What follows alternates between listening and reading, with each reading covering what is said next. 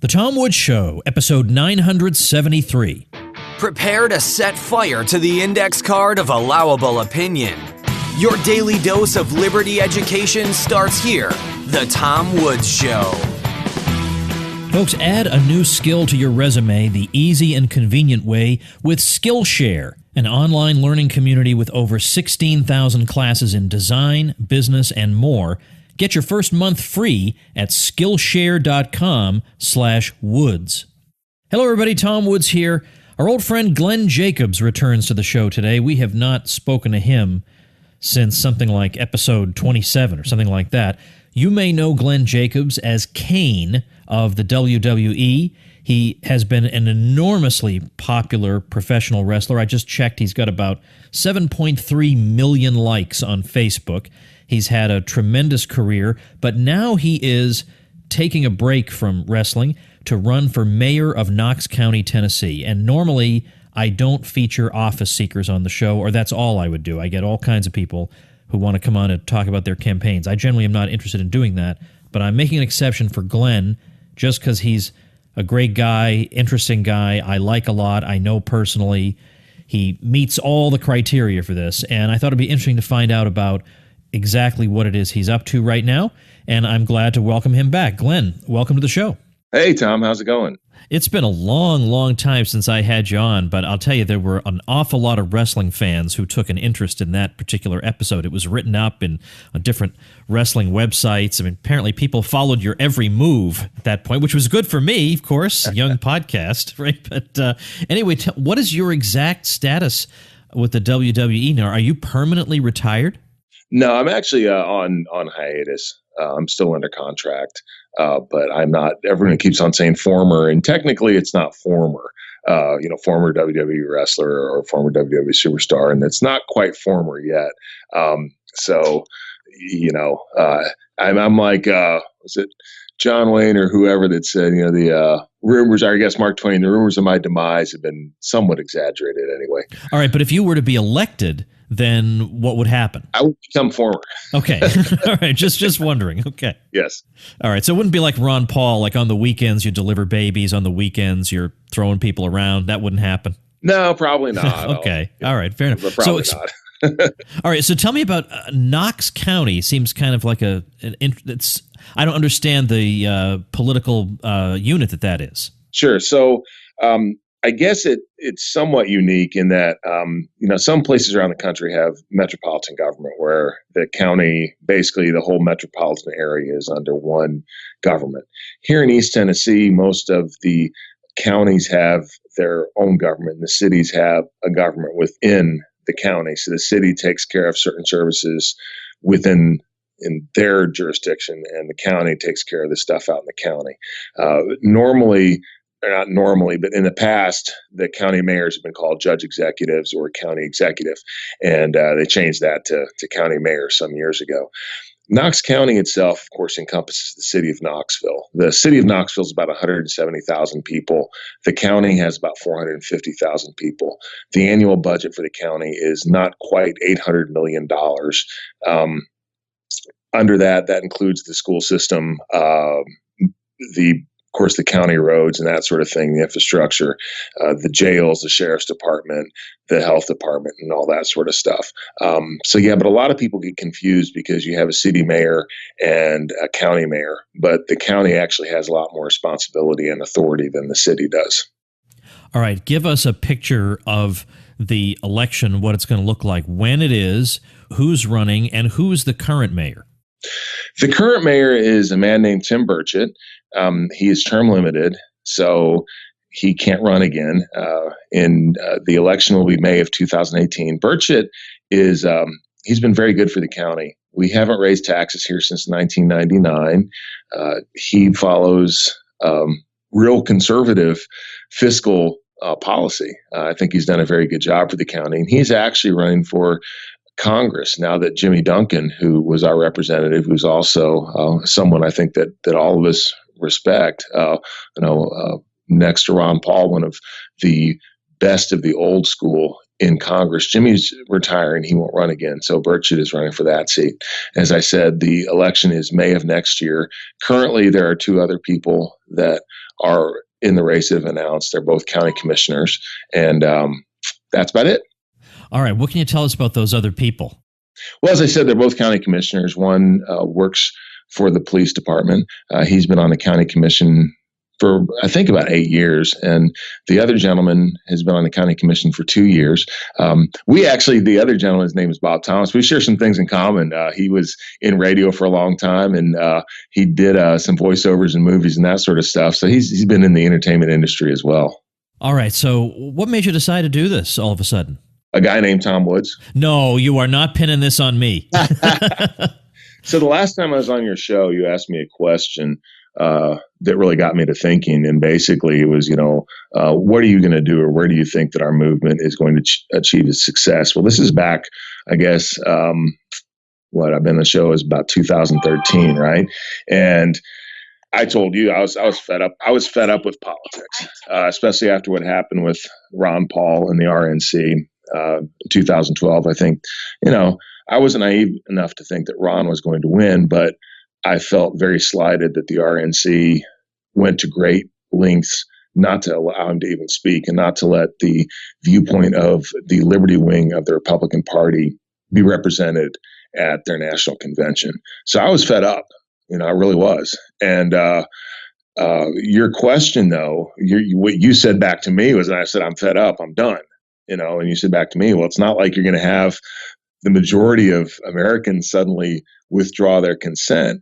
And that got me to thinking, you're exactly right. I think that the political process is still something that those of us who want to see positive change, and what I mean by that is change in the direction of liberty and free markets, we have to do what we can do to cause that to happen.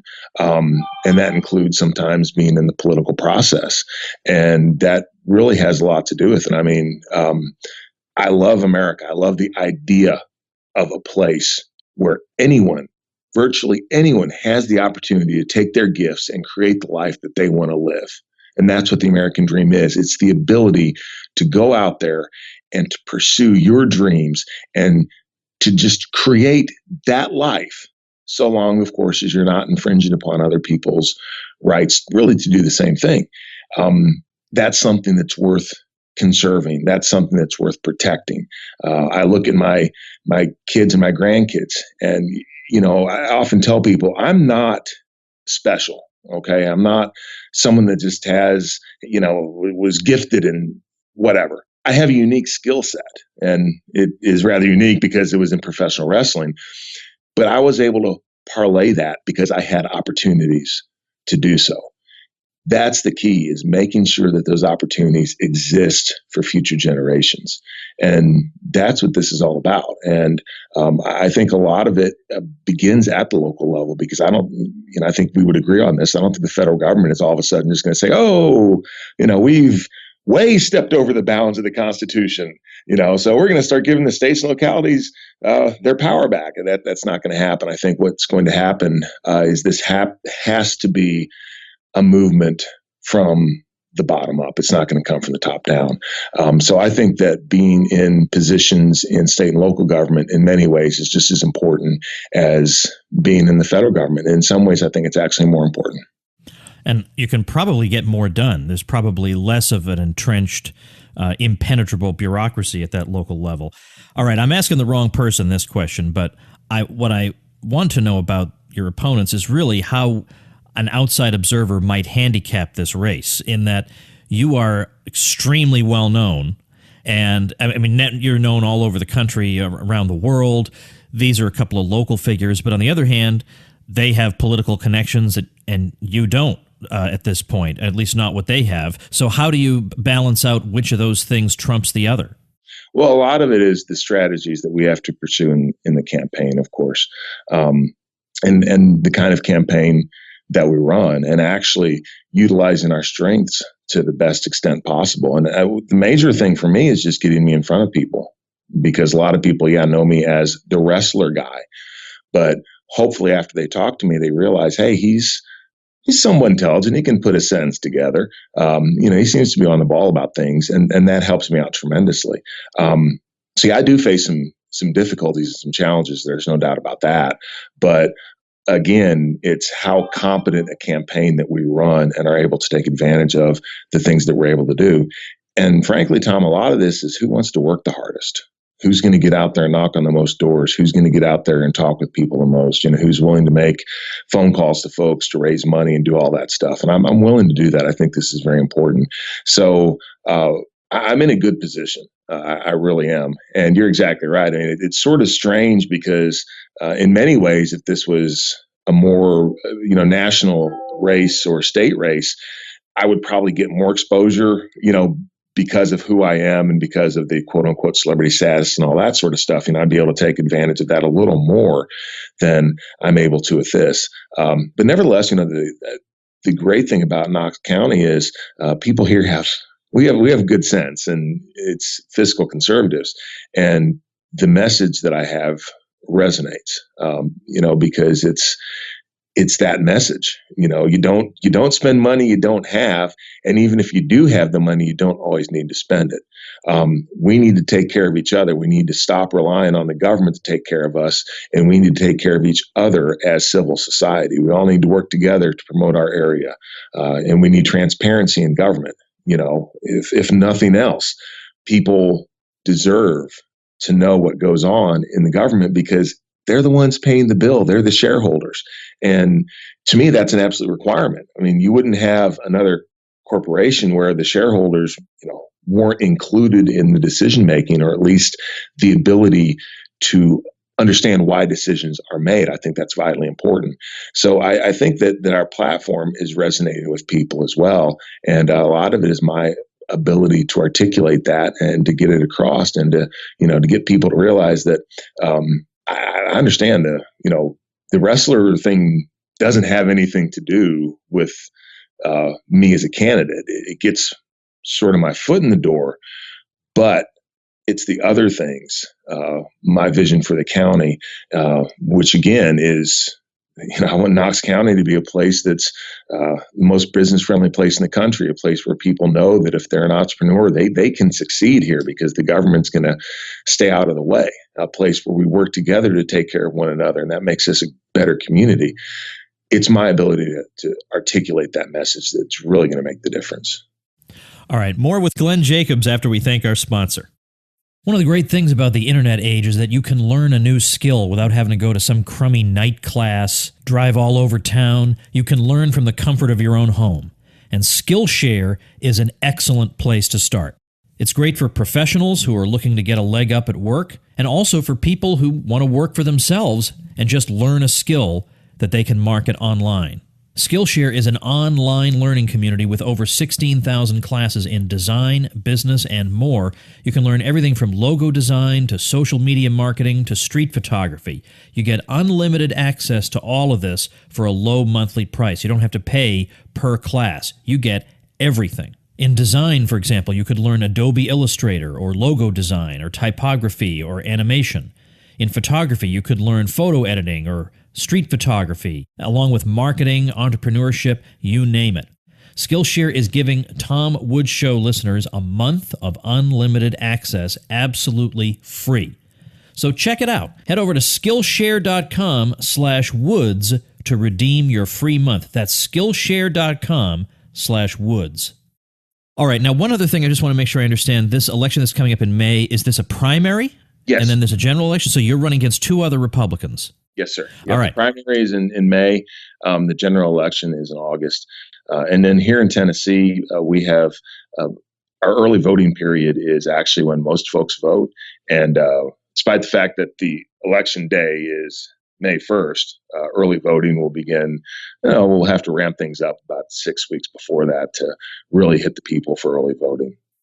Okay, so how are you positioning yourself against these other Republicans? Are you positioning yourself as, well, they also want to hold the line on taxes and spending, but I'm going to do a 15% better job than they are? Or are you positioning yourself as a different kind of candidate altogether? A different kind of candidate altogether. First, everyone's going to talk about they're not going to raise taxes until all of a sudden, oh gosh, we need to raise taxes. Well, I'm not going to raise taxes. I mean, there's inefficiencies in government. Like I said, we have an $800 million budget. So, there are inefficiencies and waste that no matter how lean the government runs, and again, the current mayor's done a very good job. There's things that you can look at and take care of, as well as working with the private sector to help offset some of the costs, and whether it's naming rights on buildings or contracting and those sort of things, there are ways to save money, no matter how big the government's budget is, as well as people are just tired of politicians. It's funny because I'll talk with folks and they ask me if I have any experience in politics, and I always sort of cringe because, I'm applying for a job. And when you're applying for a job, you want to say, yeah, I've got all this great experience. And I say, no. And it's amazing. People say, good, because we're tired of politicians. And again, I think that's actually, for me, is an asset that I have. I mean, I've been out in the real world. I've traveled all over the world. I've seen what's out there. I'm a small business person myself. I understand the challenges that small business people face. When you look at the global economy has never been this competitive before. Here in Knox County, we're not just competing against the other cities in Tennessee. We're competing against Shanghai and Hong Kong and 100 cities in China that have over 1 million people in each city, and just everything around the world. To me, the way you compete with that is you unleash the free market and you attract people here, and you make sure that our economy is working as best that it possibly can. And that can only happen when the free market is allowed to work. Those are the things that I talk about, and the issues that Knox County is a great place, and the issues that we face are issues that we're going to have to deal with together. And I think people here too realize that, we ask government to solve a problem, and generally what happens is the problem becomes worse, and as opposed to better. And that's something else that I'm, very much into, is all of us, government, civil society, our great institutions, and the private sector working together to deal with the problems that we do have. How has the local GOP reacted to Glenn Jacobs running for office? Political parties are not monolithic, and the reaction has been split. There's some really good conservative people who like me and support me, and there's just some other folks. I'm a newcomer, and for that reason, I think they're somewhat just suspicious of me, which is fine. So it's been split. But again, I think the more that I'm able to get in front of people and talk with them, and they see the real me, they understand I'm just a guy that wants to serve my community. That really is what I am, and I think that resonates. When you have events, are people coming out because they want to see Kane, or are they coming out because they want to hear what you have to say? Like, in other words, are there young people showing up because they're awestruck and starstruck? A little bit of both, actually.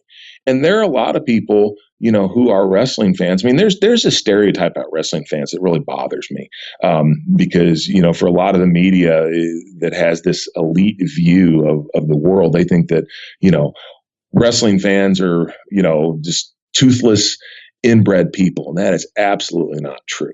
I mean, we cut across all demographics, young and old. I've talked with people who are 8 years old that are fans. I've talked with people that are 80 years old that are fans. We just cut across everything at this point. So what I find a lot of is that there are people who, know me from wrestling maybe, but they also know about me from the work that I do in the community, from shows like this, being on shows like this, I've had people come up and talk with me about Austrian economics, and how some of my stuff that's out there on YouTube and on the internet they've really appreciated my insights. I mean, that's blows me away. So it's really a cross section. And I think what's happened is the wrestling deal has become a bonus. I don't think that people come out just because of the wrestling deal. I think they come out because, they do want to meet the candidate who happens to be maybe someone that they watched growing up on TV. But it's not like I sit there the whole time and, we'll talk about, just what's happening in the wrestling world. We'll talk about substantive issues, and I think that's great. And again, it just goes back to this stereotype that has unfortunately been perpetuated. That again, wrestling fans are everywhere, and it's another thing too. It's actually the most. A lot of people don't like the campaign, and you'll hear horror stories, and it's hard work and all. I love it. I get to go out there and meet my neighbors. I get to go out and knock on doors and talk to people and find out what the issues really are and things that concern them. I love it. I think it's awesome. And it is really, I feel so much more connected to my community than I did before. So it's great. And whether people want to come meet me because I'm Kane the wrestler, or they want to come meet me because I'm Glenn Jacobs running for Knox County mayor, to me, I just like meeting people and hearing what's on their mind. Yeah, that's nice. Now, my experience with listening to you and reading things that you write is that you have a very good way of explaining things to ordinary people, which I think a lot of our people are good at. We have some scholarly types who, even when they dumb it down 3 levels, you still can't understand a word they're saying, but you have that gift, which is very important. But all the same, even when you have that gift, you're going to have a few positions that are just a tough sell no matter how you slice it. Do you feel like there's anything in your platform that's a tougher sell than the rest? People like last night I had a guy asking me about, say, with the environment and, conservationism. And it's, to me, again, it's private property. I tried to explain, when say you're looking at an endangered species, which wasn't necessarily what he was talking about, how when people can actually own them, or when people can own natural resources. If you look at, say, parks and that sort of thing, they take a lot better care of them than the government's going to, because there's a profit incentive, and it eliminates the problem of the tragedy of the commons, of course, which means that everybody's trying to exploit a resource as much as possible, and there's no effort to conserve it because no one owns it. No one has a long-term vested interest in making sure that the resource continues to produce. So sometimes it's not necessarily that the positions are hard to sell. It's the fact that we're in such a soundbite society that in order to do the groundwork to get, for lack of a better term, it's like you're telling a joke and you can't get to the punchline because you have to go through the groundwork first. And by the time you get to the punchline, no one's paying attention anymore. That's what I find difficult is, how do you put things in a way that's concise, that people understand and can relate to. And I probably, with my answer, I did not do a very good job of doing that, actually. That's something I struggle with.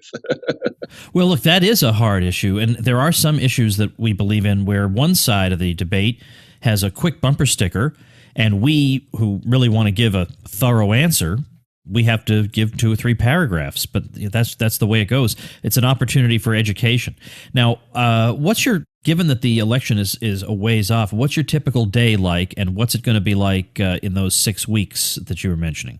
So we announced back in April, and since then, we've basically just been trying to get out there. We go out on weekends and knock on doors, and then on Saturdays, and then say a couple days through the week, we'll probably knock on doors as well. We have events, fundraising events, meet and greets, and that sort of thing. So it really varies by day to day. Of course, I have, my business as well. We own an insurance agency that I have to run. And thank goodness I have a great staff that helps me, because I haven't been able to devote as much time to that as I have in the past. And it's also, going out and meeting folks that I need to meet. Especially, I've been making an effort to meet with people in the county, department heads, and the folks that actually are doing the heavy lifting in the county, to see what their issues are and what really goes on. So the average day would be get up, work at the insurance agency for a little while, maybe run off to lunch and have lunch with someone that I need to have a meeting with, and either come back or from there have another meeting. Then in the afternoon, go out and knock on doors or go to a fundraiser. Tomorrow is going to be It's a Saturday, and it's going to be a significant day because we have two big events here in Knox County. I have to be at both of them, and I'm a pretty energetic guy, but I have yet to find a way to replicate myself. So, I Right. get one in the morning and another one in the afternoon. And I've spent this morning talking with folks and volunteers to make sure that we have staffing at both places and make sure that we have everything we need, which of course at some point we realize that we've forgotten something, because that's always what happens, no matter how well organized you think you are. But I think as we go into the fall, once we get into November and December, things are actually going to slow down because people will be concentrated on the holidays and that sort of thing. Probably about the middle of January, things are going to really ramp up, and then they're really going to ramp up going into the campaign. At which point we will be knocking on doors every evening, doing as many events as we can, and just all that stuff. So, the last few weeks before the campaign, things will really ramp up, and will become a full-time job at that point. All right, before I ask for your website, one last thing. What's been the reaction in the wrestling world to your decision? Oh, it's been overwhelmingly supportive. I've worked with a great bunch of guys and girls throughout the years, and the thing about WWE is, they want you to succeed outside of the wrestling business as well, because not only is it good for you as a person, but it's also a good reflection on our company. I mean, if you think about it, you have a guy like Dwayne "The Rock" Johnson, who's just the number one movie star in the world. You have a guy like John Cena, who's one of our huge stars, and he's on the Today Show all the time. And they want you to succeed. So it's been very successful, both from the support that I received from people within WWE as well as my coworkers, and I'm very thankful for that. Well, tell us how people can help you out. Well, you can go to jacobsformayor.com, and there is a donate button there, and I will appreciate donations. And also, there's a store where you can get T-shirts and bumper stickers and that sort of thing. And I think those are actually really cool. I'm probably one of the few local candidates in the country who has the ability, to people think his T-shirts are cool. So pick a T-shirt up, make a donation. That would be awesome. Shoot, if you're in the Knox County area, in the Tennessee area, or Kentucky, you want to come down and knock on doors with us one day or volunteer, that'd be awesome as well. I'm checking them out right now. I'm looking at the shirt. Yeah, good for you. Okay, I'm over there right now. So jacobsformayor.com is where to go. We'll link to that at tomwoods.com/973. Well, best of luck, Glenn. No matter what happens, I hope you don't blame me for the outcome if you win or you lose. but I'm glad you're out there because you are a great spokesman for us. Well, thanks, Tom. I appreciate it. And like I said, this is, for me, this has been a phenomenal experience so far. I've had a lot of fun, and so far it's been a decision that I'm glad that I made. Great. Well, thanks so much for your time again today. Thank you. All right, that's it for today. This weekend, watch for a bonus episode with one of the hosts of the Scottish Liberty podcast. That's going to be fun. It's always fun to talk to Anthony Samaroff. So I hope you'll tune in for that. I'll see you then. Become a smarter libertarian in just 30 minutes a day. Visit TomWoods.com to subscribe to the show for free, and we'll see you next time.